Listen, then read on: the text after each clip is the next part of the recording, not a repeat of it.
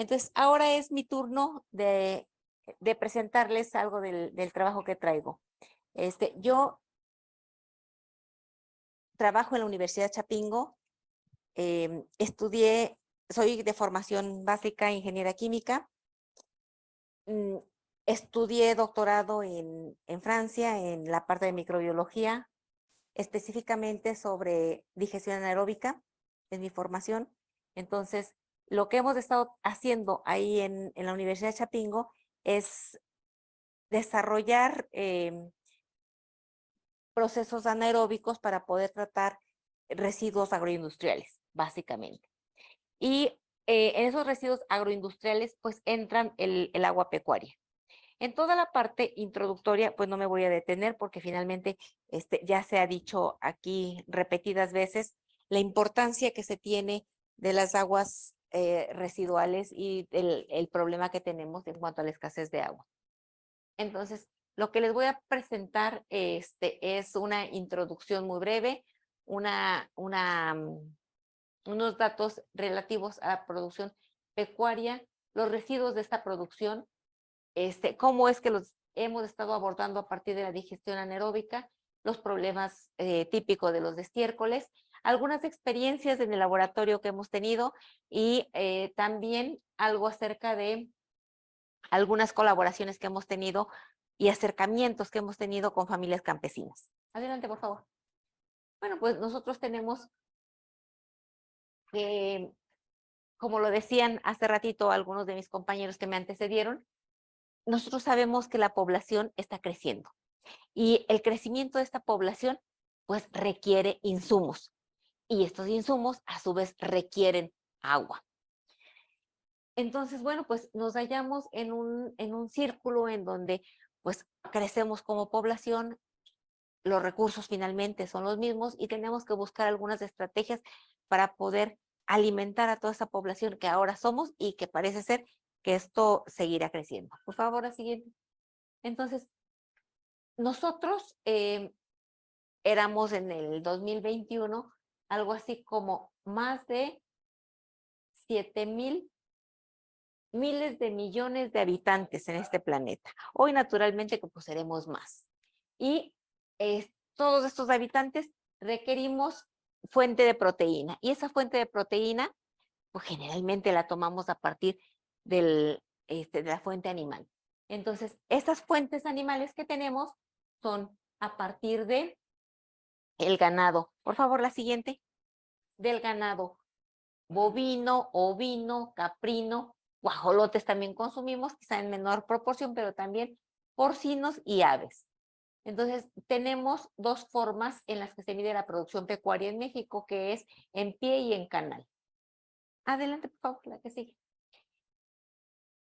Nosotros tenemos que se producen, de acuerdo a las cifras del 2022, del Servicio de Información Agropecuaria y Pesquera, se producen aproximadamente 6.3 millones de toneladas eh, de productos porcinos, bovino, caprino y ovino, de los cuales tenemos que 63% son bovinos, el 34% porcinos y el 3% restante entre ovinos y caprinos. Y por otro lado, nosotros tenemos que la producción de ave, entre la producción de ave y de guajolote, se producen casi 4.9 millones de toneladas, de las cuales las aves son las que ocupan la parte mayoritaria, siendo el 99.5%. Adelante, por favor. Entonces, aquí básicamente me quiero enfocar en que, pues como ya lo vimos anteriormente, la mayor parte de la producción está enfocada entre el vacuno y el porcino.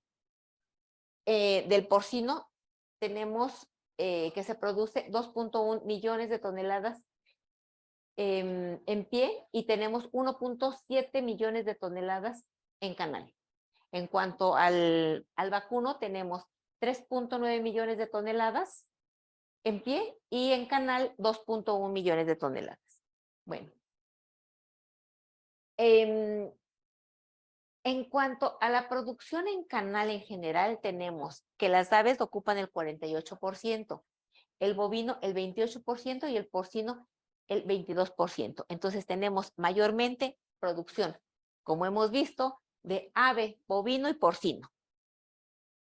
Bueno, entonces, como alguien lo mencionaba hace un ratito, bueno, estamos pensando en animales y el aprovechamiento de esos animales. Sin embargo, esos animales producen subproductos. Entonces, dentro de los subproductos está la piel, está la pluma, por ejemplo, en el caso de las aves, y bueno, toda esa parte es aprovechable. Pero hay algo que es innegable y que también se produce, y eso son las heces fecales.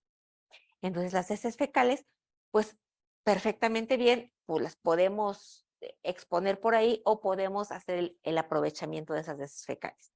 Entonces, esas heces fecales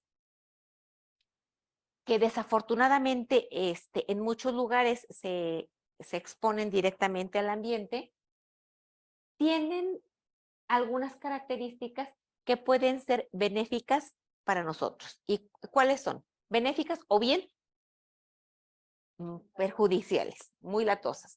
Entonces, eso es, finalmente, es los gases que desprenden.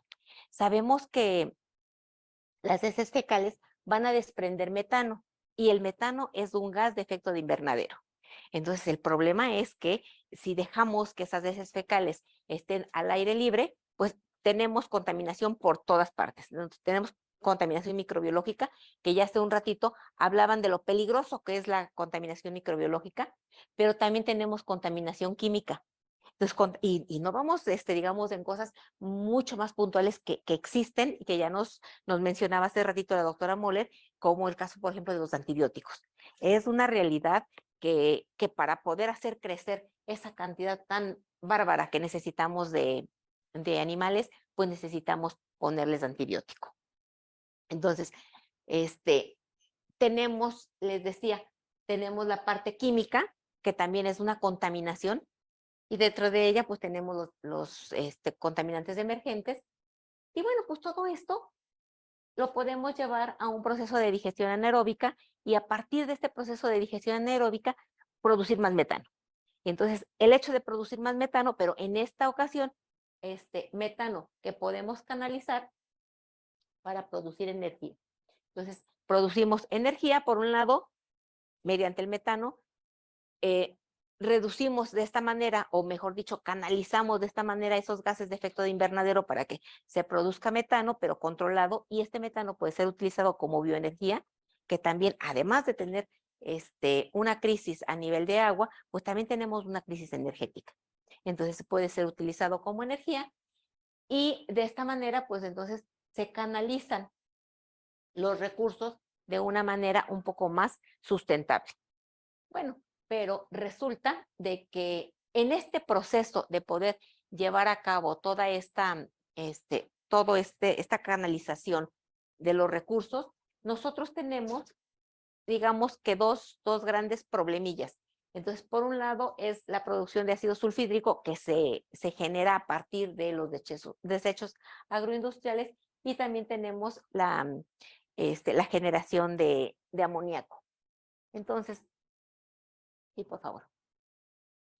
Entonces, en el laboratorio, pues nosotros tenemos una cantidad importante por ahí de experiencias en donde hemos hecho codigestión de residuos agrícolas. Dentro de ellos, pues hemos estado trabajando con estiércoles de aves y bueno, tenemos algunos resultados de esto. Entonces, y esto, pues básicamente con la intención de poder proponer una alternativa para los residuos de ave. Cierto que en nuestro país esos residuos de ave, pues poco se utilizan en realidad para digestión anaeróbica. Sin embargo, bueno, pues la alternativa está puesta ahí, para poder llevar esos residuos de ave hacia la producción de metano. Por otra parte, también hemos estado trabajando con residuos de ganado vacuno, y ahí también tenemos algunas experiencias, y entonces dentro de esas experiencias, pues igual es la canalización de todos estos residuos para poder generar biogás y al mismo tiempo reducir esta parte de contaminación. Por favor, la que sigue. Bueno, y últimamente hemos estado trabajando con sargazo y tenemos algo de resultados con sargazo y lo que es mm, cerdaza y estamos trabajando también actualmente con sargazo en codigestión con pollinaza y con pavasa. Entonces, tanto con pavasa como con pollinaza y cerdaza, hemos obtenido resultados interesantes que, bueno, pues pueden ser propuestos como una alternativa de solución. Pero adicionalmente, en campo, pues nosotros, igual que nosotros como Universidad Chapingo, igual que la Universidad Antonio Narro, pues estamos básicamente enfocados a lo que es el campo. Entonces, en campo, ¿qué es lo que hemos estado haciendo como para poder proponer alternativas de solución? Nos hemos acercado, o mejor dicho, los productores, algunos pequeños productores se acercan con nosotros pues para solicitar asesoría. Entonces, ahí básicamente se tienen tres tipos de problemas. Uno es los bajos rendimientos que tienen, otro es el almacenamiento de los gases y otro más es la producción de ácido sulfídrico. Adelante. Entonces, en cuanto al rendimiento, no, en cuanto al rendimiento, nosotros, por favor, la siguiente. Entonces, nosotros hemos detectado que los productores tienen, pues digamos, tienen como dos grandes tesoros que de pronto poco lo valoran o poco se dan cuenta de ello. Tienen por un lado, entonces, los estiércoles, tienen los orines de los animales y tienen pues diversos tipos de prácticas agroecológicas que están desarrollando.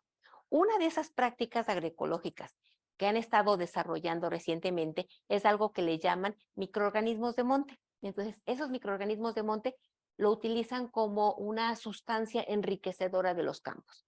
Y esos microorganismos de monte básicamente lo que tienen es algo de humus, algo de minerales, materia mineral, y microorganismos. Entonces, existen diversas estrategias para poder eficientar la producción de metano. Entonces, dentro de ellas, pues está el carbón activado, pero están las nanopartículas, pero además está los ácidos húmicos, en fin, o sea, digamos que a nivel laboratorio, bueno, pues se ha hecho a nivel mundial muchas prácticas como para poder eficientarlo. Sin embargo, algo con lo que nosotros nos hemos topado es que, pues sí, eso lo conocemos pues la gente que nos dedicamos a esto, pero los productores no lo conocen. Y entonces, aun cuando tienen ahí los insumos y que tienen todo a la mano y tienen además la necesidad, pues poco conocen de esto. Entonces, un esfuerzo que hemos estado haciendo, digamos, pequeño quizá, pero pero que ha rendido frutos, es justamente tratar de buscar estas partes del rompecabezas y poderlas ir embonando. Entonces, les decía, tienen ellos los insumos, tienen orines, pero tienen estiércoles, pero además tienen la necesidad de poder canalizar todo eso a algún lugar para que les generen menos aromas, pero para que les generen menos presión social que se llega a dar en los lugares. ¿Por qué? Pues porque esas pequeñas granjas o ese ganado de traspatio finalmente molesta, irrita a todos los vecinos. Entonces, con estas piezas del rompecabezas que tienen ellos, pues nosotros les hemos ido orientando un poquito de cómo ir armando ese rompecabezas como para que salga un ganar-ganar de todo mundo. Nosotros ganamos teniendo contacto con ellos ganan teniendo la articulación de todas estas piezas, es decir, generando menos contaminación, un ambiente más saludable, una producción de metano, un ahorro en los energéticos que ellos consumen, menos presión social, menos deforestación, porque además pues si tienen una fuente de energía constante, entonces se encuentran menos vulnerables a tener que talar los árboles que se encuentran en la comunidad. Y entonces, por favor, la siguiente. Y entonces, bueno, pues con esto les decía, utilizando esas ecotecnias que ellos tienen ya desarrollados y que finalmente, pues uno dice, pues muy fácil, o sea, eso está sencillo, pues ¿por qué? Pues porque tienen una cantidad importante de nutrientes, de material mineral, pero al mismo tiempo tienen ácidos húmicos y sabemos, es bien sabido entre la gente que se dedica a esto, es bien sabido que esos dos elementos pues nos pueden potencializar la producción de metano. Entonces, pues nosotros simplemente corremos pequeños experimentitos, pues vemos cómo es que podemos ir ensamblando todo esto.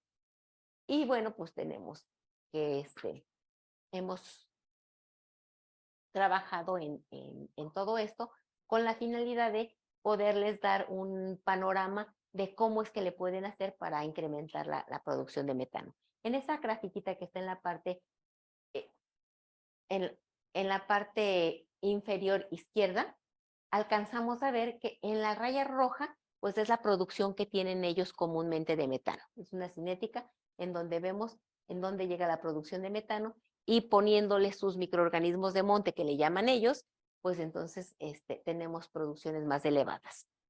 Entonces, pues son experiencias que las utilizamos para poder socializarlo mediante folletos, mediante trípticos y así, de esta manera ellos puedan saber cómo se les puede apoyar.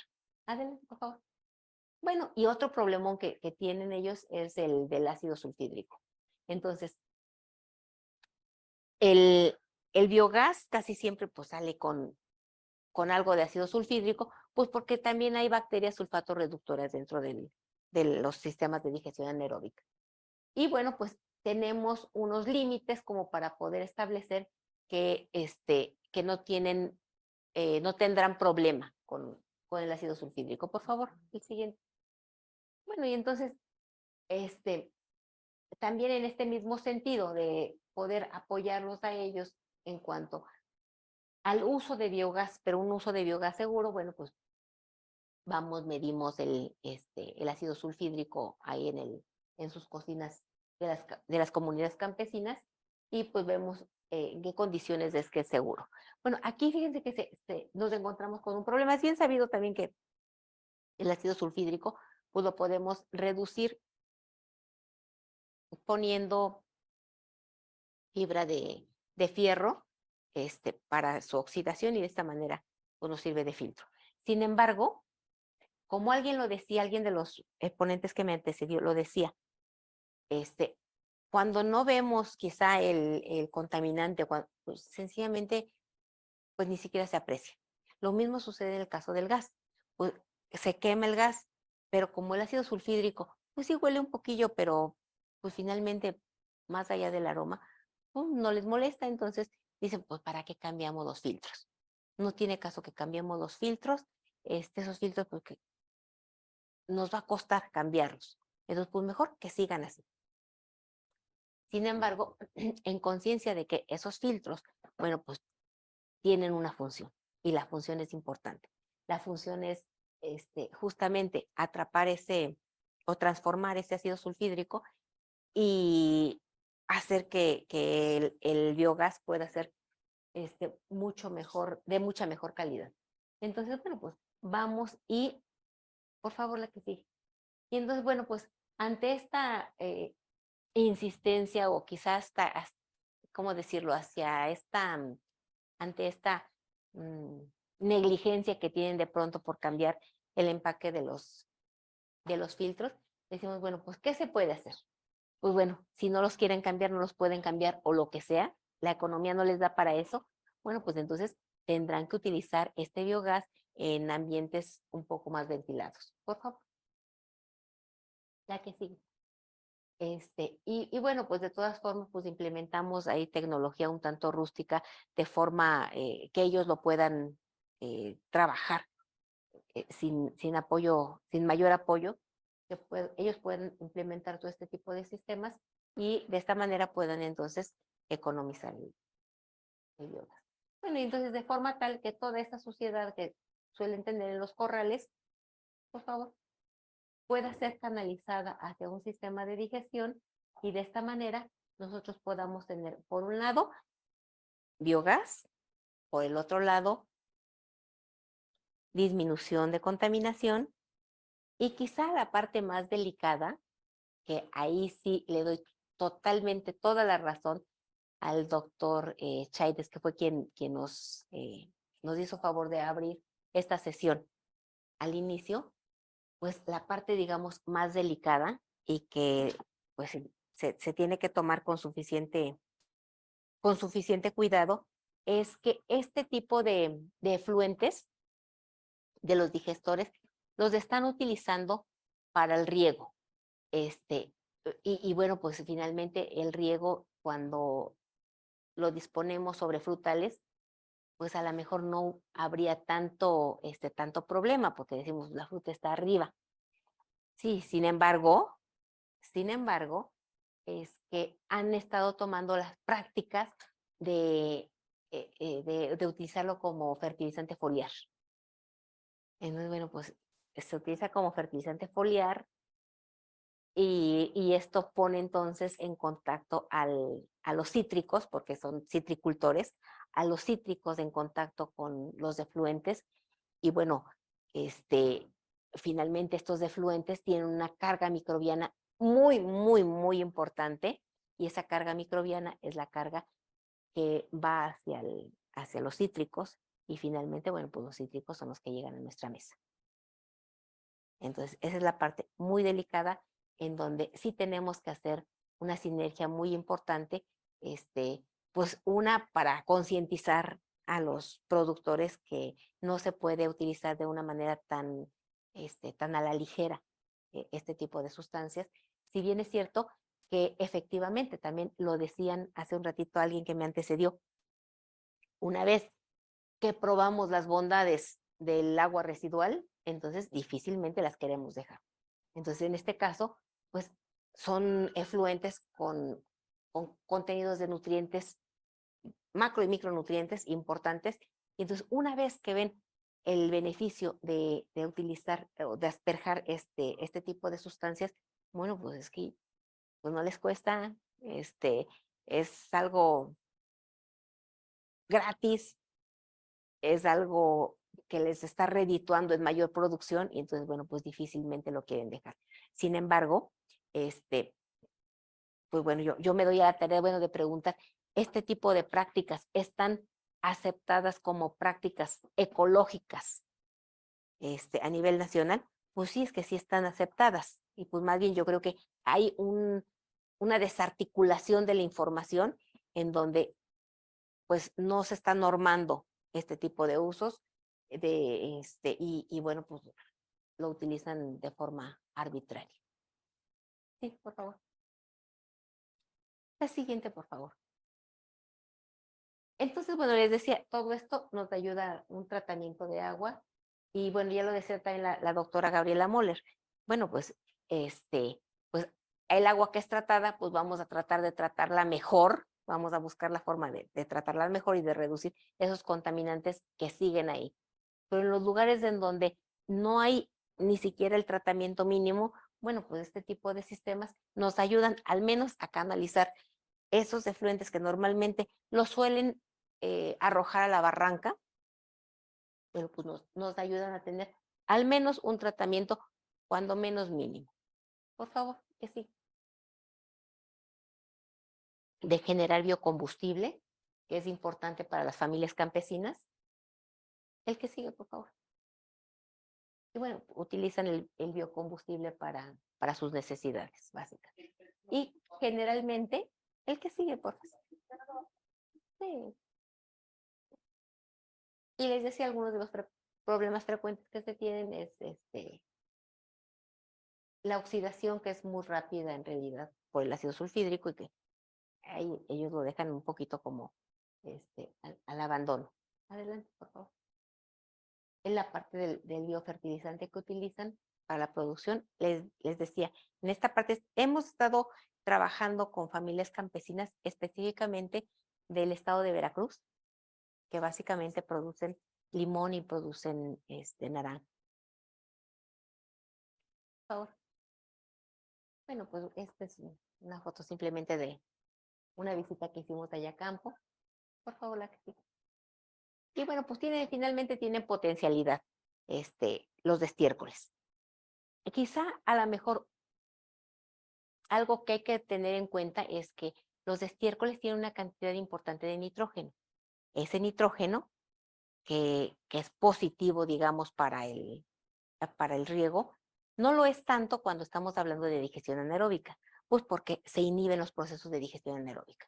Entonces, el hecho de que se inhiban, bueno, pues quiere decir que no tendremos la misma cantidad. Entonces, lo que se suele hacer es que se mezcla en codigestión un poco de estiércol con algo de materia vegetal, para poder balancear la relación carbono-nitrógeno, de forma tal que con este balance, pues tenemos condiciones de digestión adecuadas en donde nosotros pues podemos hacer la recomendación, tanto de gallinaza o de pavaza o de cerdaza o de estiércol de vacuno contra tal cantidad de material vegetal.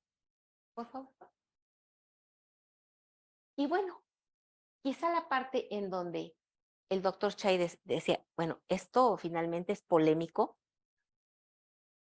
Tenemos una cantidad de microorganismos patógenos, ¿sí? En aguas residuales, pero también tenemos una cantidad de microorganismos que ni siquiera conocemos quiénes son. Entonces, no hay que olvidar que nuestro país es uno de los países más megadiversos de todo el mundo. Y dentro de esa megadiversidad tenemos la diversidad vegetal, pero también tenemos la diversidad de todas las especies. Y dentro de esas todas las especies están los microorganismos. Entonces, se estima que aproximadamente conocemos, no sé, poco más allá del 10% de los microorganismos que existen en el mundo. Entonces, dentro de estos sistemas, pues nosotros tenemos una cantidad de microorganismos que simplemente ni siquiera conocemos. Sean patógenos o no sean patógenos, sean inocuos o no, simplemente los tenemos ahí y están haciendo un montón de cosas de las que nosotros no conocemos todavía. Conocemos sí un poquito, a grosso modo, más o menos cómo es que están los esquemas que nos hemos planteado teóricamente de los procesos, por ejemplo, en este caso de digestión anaeróbica. Sin embargo, pues no conocemos en verdad, no tenemos los censos de los microorganismos que trabajan ahí. Entonces, en años recientes, lo que se ha estado haciendo, pues son estudios metagenómicos como para poder conocer quiénes son las poblaciones que ahí habitan. Alguna parte, pues sí se conoce, como les decía, los tenemos bien identificados, con anterioridad se aislaron o se identificaron, pero existe una fracción muy importante de microorganismos desconocidos, simplemente desconocidos y que sabemos que están ahí y pues son desconocidos. Entonces, hoy se está trabajando con técnicas metagenómicas como para poder hacer un censo de los microorganismos que en diversos sistemas existen. Hay que recordar que pues, cada sistema anaerobio pues, tiene sus características particulares y se desarrolla microflora particular en cada uno de ellos. Y además, se está comenzando a trabajar de manera muy importante a nivel mundial con las funciones que estas comunidades tienen. Y todo esto como para poder elucidar cuáles son los mecanismos que se tienen y posiblemente en un futuro muy próximo se tengan o se puedan aprovechar todas estas funciones pues, para cosas que nosotros necesitamos en la vida cotidiana. Entonces, básicamente, esto es lo que hoy día se está haciendo con los microorganismos de este tipo. Bueno, pues básicamente eso es lo que les traía yo preparado. Gracias por su atención.